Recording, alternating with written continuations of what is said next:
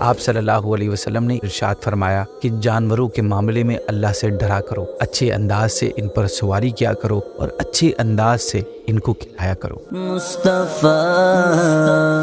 السلام علیکم ورحمۃ اللہ وبرکاتہ۔ ویب سیریز طریقہ محمدی کی یہ 4th ایپیسوڈ ہے۔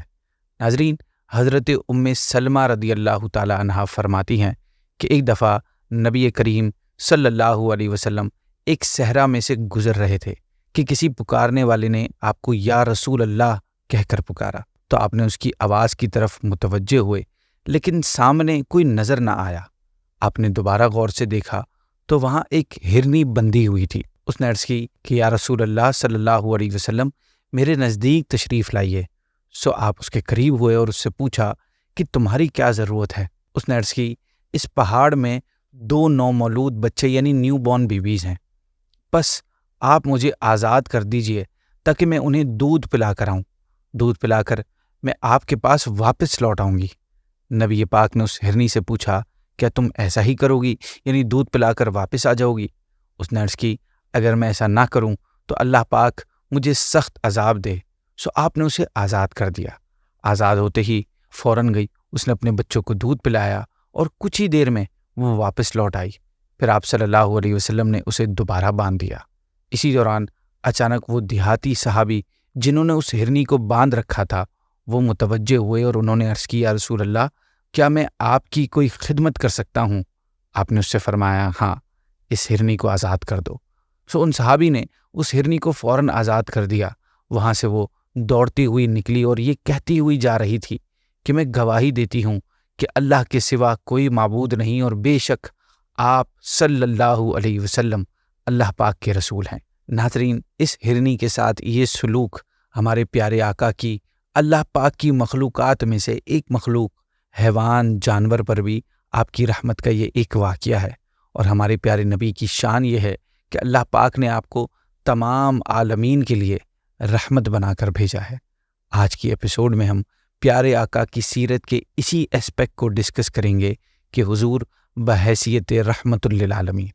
چنانچہ اللہ پاک قرآن مجید میں سورہ انبیاء کی آیت نمبر 107 میں ارشاد فرماتا ہے، اور ہم نے تمہیں تمام جہانوں کے لیے رحمت بنا کر ہی بھیجا۔ اس آیت مبارکہ کی تفسیر میں آتا ہے کہ اللہ پاک نے نبی کریم کو تمام جہانوں کے لیے، چاہے وہ عالم ارواح ہوں یا عالم اجسام، عقل والے ہوں یا بغیر عقل والے، سب کے لیے رحمت بنا کر بھیجا ہے۔ آپ مومنوں، کافروں، منافقوں، تمام چرند و پرند، حیوانات، نباتات، یہاں تک کہ جنات اور فرشتوں کے لیے بھی نہ صرف دنیا بلکہ آخرت میں بھی رحمت بن کر تشریف لائے ہیں۔ ناظرین، ناؤ لیٹس ڈسکس کہ رسول اللہ صلی اللہ علیہ وسلم مخلوق خدا کے لیے کس طرح رحمت ہیں، اور آپ کی اس رحمت سے کس کس نے حصہ پایا۔ امام فخر الدین رازی رحمۃ اللہ تعالی علیہ فرماتے ہیں کہ لوگ کفر، جاہلیت اور گمراہی میں مبتلا تھے۔ اہل کتاب بھی اپنے دین کے معاملے میں حیرت زدہ تھے، کیونکہ ایک لمبے عرصے سے ان میں کوئی نبی تشریف نہیں لائے تھے اور ان کی کتابوں میں بھی تبدیلیوں کی وجہ سے اختلاف پیدا ہو چکا تھا۔ تو اللہ پاک نے اس وقت اپنے حبیب صلی اللہ علیہ وسلم کو اس دنیا میں بھیجا جب حق کے طلبگار کو بھی کامیابی کا کوئی راستہ نظر نہیں آ رہا تھا۔ چنانچہ آپ صلی اللہ علیہ وسلم نے لوگوں کو حق کی طرف بلایا اور ان کے سامنے درست راستہ صراط مستقیم بیان کیا اور ان کے لیے حلال اور حرام کے احکامات مقرر فرمائے۔ پھر اس رحمت سے حقیقی فائدہ اسی نے اٹھایا جو حق کو طلب کرنے کا ارادہ رکھتا تھا، اور وہ آپ صلی اللہ علیہ وسلم پر ایمان لا کر دنیا اور آخرت میں کامیاب ہوا، اور جو ایمان نہ لایا وہ صرف دنیا میں آپ صلی اللہ علیہ وسلم کے صدقے بہت ساری مصیبتوں سے بچ گیا۔ اور پھر رسول اللہ صلی اللہ علیہ وسلم کا اسپیشلی مسلمانوں کے لیے دین اور دنیا کے معاملے میں بھلائی کا اہتمام کرنا اور ان کی آفتوں اور برائیوں کے بارے میں بروقت انفارم کر دینا، یہ آپ صلی اللہ علیہ وسلم کی رحمت ہی ہے۔ مومنوں پر آپ کے رحمت کے ہونے کی ایک صورت تو یہ بیان ہوئی ہے کہ آپ نے انہیں صراط مستقیم پر چلایا۔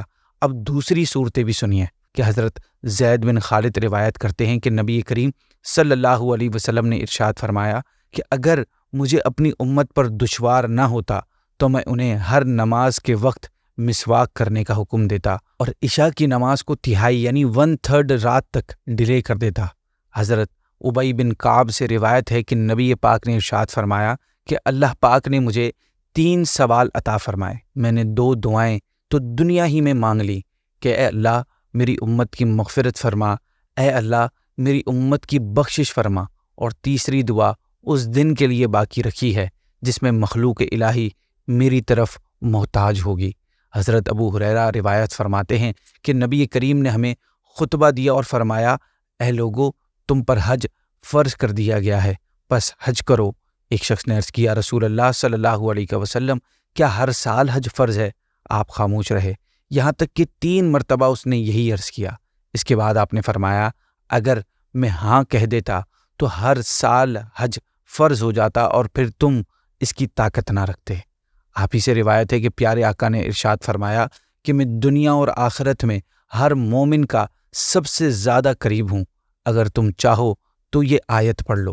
پھر آپ نے سورہ احزاب کی آیت نمبر 6 تلاوت فرمائی، جس کا ترجمہ یہ ہے کہ یہ نبی ایمان والوں سے ان کی جانوں کی نسبت زیادہ قریب ہیں۔ تلاوت کے بعد فرمایا حضور نے کہ تو جس مسلمان کا انتقال ہو جائے اور مال چھوڑے تو اس کے وارثوں کا ہے، اور جو قرض یا بال بچے چھوڑ جائے تو وہ میرے پاس آئیں کہ میں ان کا مددگار ہوں۔ ناظرین، یہ ساری گفتگو مسلمانوں پر آپ کی شفقت اور رحمت کے حوالے سے تھی۔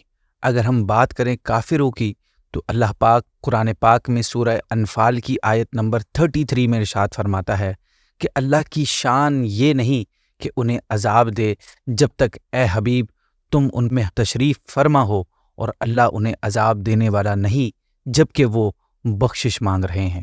اس آیت میں یہ بات بیان کی گئی کہ کافروں پر اجتماعی عذاب یعنی کلیکٹیو پنشمنٹ انہیں نہیں ملے گی، جیسے پرانی قوموں کو ایک ساتھ ہلاک کر دیا جاتا تھا نا، اس طرح ان کے ساتھ نہیں ہوگا، کیونکہ اے حبیب آپ ان میں موجود ہیں۔ ناظرین، ہمارے نبی پاک جانوروں کے لیے بھی رحمت ہیں۔ آپ نے ہمیں جانوروں کے ساتھ اچھا سلوک کرنے اور نرمی کرنے کی نصیحت فرمائی ہے۔ آپ جانوروں کے مالک کو جانور کو بھوکا رکھ کر اس پر بوجھ ڈالنے یا کسی بھی قسم کی کوئی تکلیف دینے سے منع فرماتے تھے۔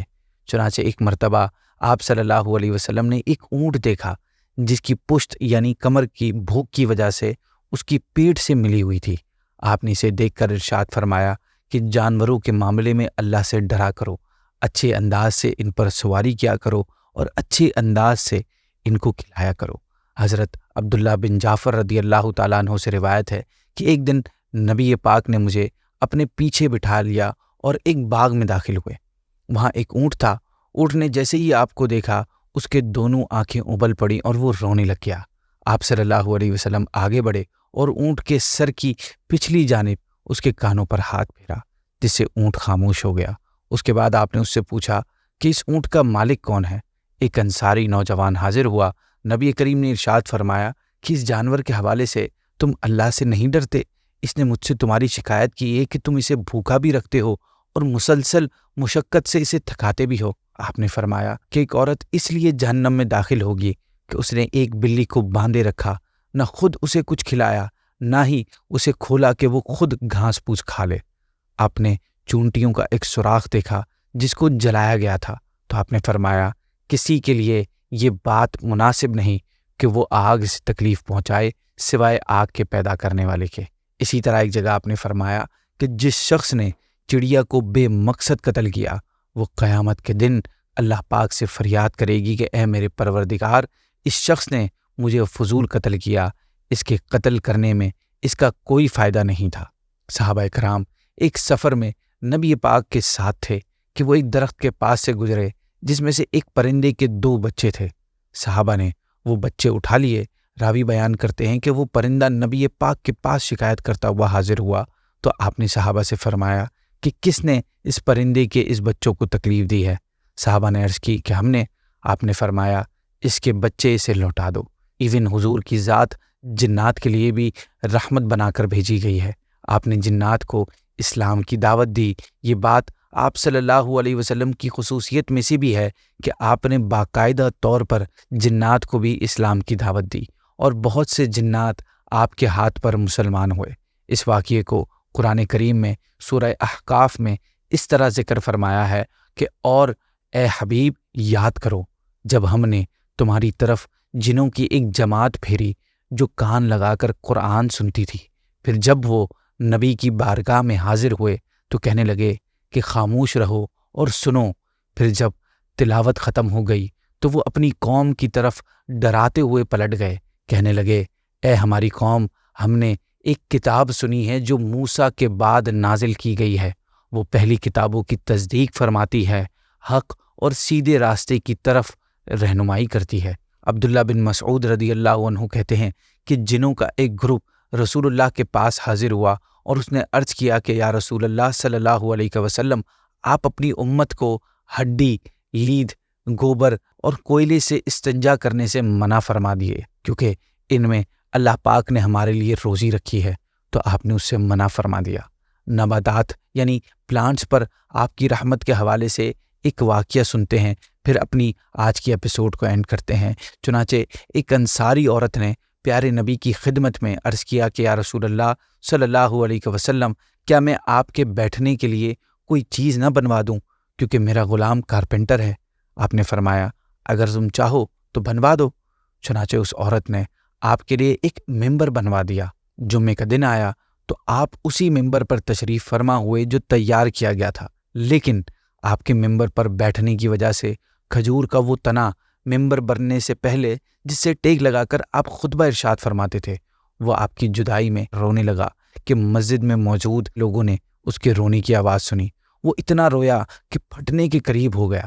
یہ دیکھ کر آپ صلی اللہ علیہ وسلم اپنے ممبر مبارک سے نیچے تشریف لائے۔ آپ نے اس سے فرمایا کہ تم چاہے یہ چیز اختیار کر لو کہ میں تمہیں اسی جگہ درخت میں دوبارہ لگا دوں جہاں تم پہلے تھے، اور تم دوبارہ ایسے ہی سرسبز ہو جاؤ جیسے کہ پہلے کبھی تھے، اور اگر تم چاہو تو میں جنت میں تمہیں لگا دوں کہ وہاں تم جنت کی نہروں اور چشموں سے سیراب ہوتے رہو گے، پھر تمہاری پیداوار بہترین ہو جائے گی اور تم پھر پھل دینے لگو گے، اور پھر جنت میں اولیاء اللہ تیرا پھل کھائیں۔ آپ نے صحابہ سے فرمایا کہ اس کھجور کے تنے نے یہ اختیار کیا کہ میں اسے جنت میں لگاؤں۔ پھر آپ صلی اللہ علیہ وسلم اس کے بارے میں حکم دیا کہ اس ممبر کے نیچے گڑھا کھود کر اسے اسی میں دفن کر دیا جائے۔ آپ نے صحابہ سے فرمایا کہ اگر میں اسے سینے سے نہ لگاتا تو یہ قیامت تک روتا رہتا۔ اسی بیوٹیفل واقعے پر یہ ایپیسوڈ کو اینڈ کرتے ہیں۔ نیکسٹ ایپیسوڈ میں ہم حضور بحیثیت بانی ریاست مدینہ اس والے ٹاپک کو ڈسکس کریں گے۔ جزاک اللہ۔ السلام علیکم ورحمۃ اللہ وبرکاتہ۔